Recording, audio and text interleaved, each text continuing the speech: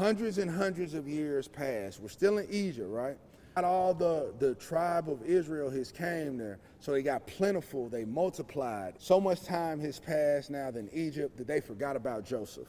They don't even know who Joseph is. So then the Egyptians, they looked around and like, hold up, man, we got a lot of Israelites out here. There's a lot of Hebrews out here.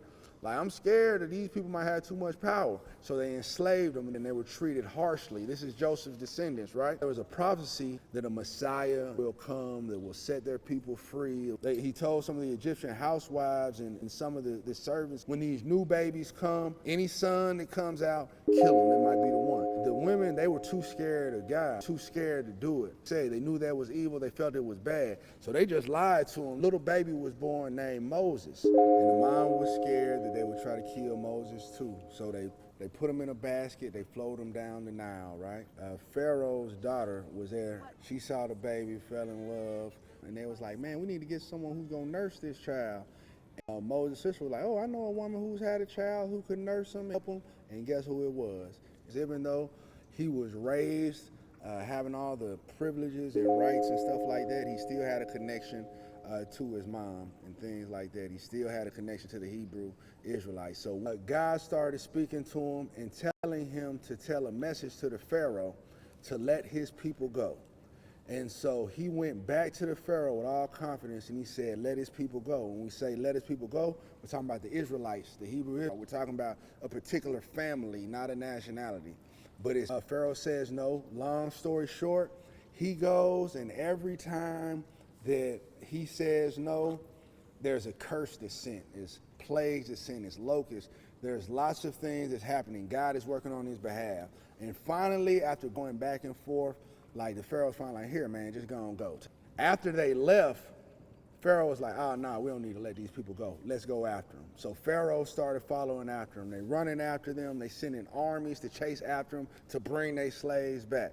One of the greatest miracles, they talk about is this a time when this is the Exodus. That's what they call it, the Exodus. It's the Israelites coming out of Egypt.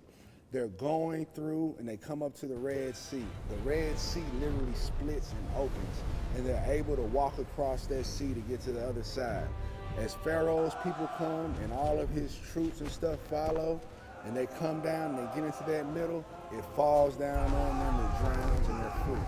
So now you have Moses and you have all the Israelites, they're in the wilderness. They're not being chased by the Pharaoh. They're free, but they have to scavenge for food.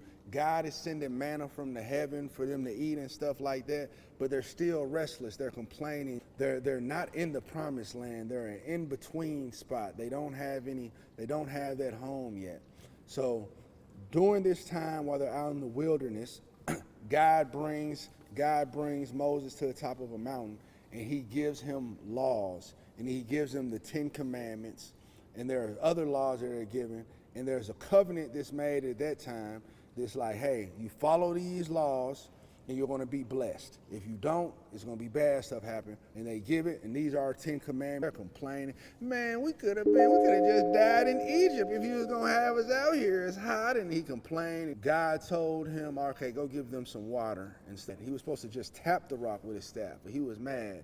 And he was like, man, for y'all just whining, must I hit this rock to give y'all water to make it? And he struck it. Like at that moment, God was like, oh yeah, you're not going to make it into the promised land.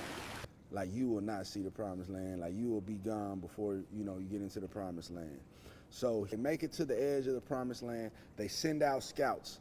They send out scouts to go find out, look in the land and see, hey, can we get into this land? Can we win? Can we take it? And so they came back, and all of them came back and they had bad reports. Oh man, them people too big, man, we can't do it. They were scared. Except for, it was a couple. One of them, the big one, was someone named Joshua.